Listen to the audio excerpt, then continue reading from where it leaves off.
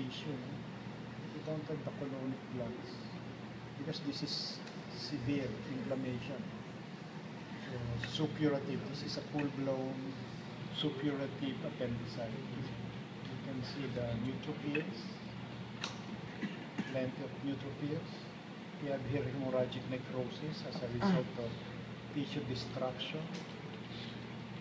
Hemorrhagic necrosis, congestion and hemorrhages involving the mucosa up to the serosal surface.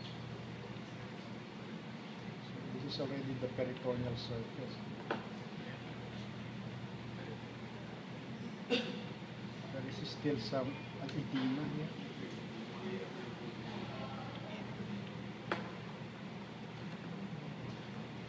There is inflammation.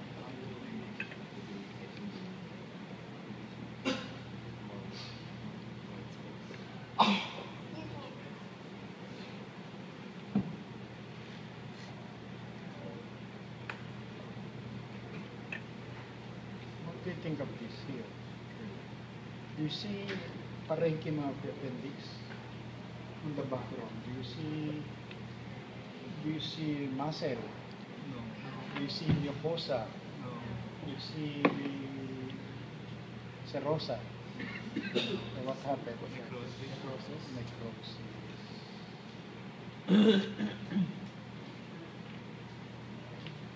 And hemorrhage. So this is hemorrhagic necrosis of the wall. In suppurative appendicitis. Wala ba kayo nakitang abscess? You can have periappendiceal abscess. Of course, again, the criteria, no? Liquefaction necrosis, deaths, neutrophils, and then fibrous encapsulation. But in early abscess, you don't have capsule.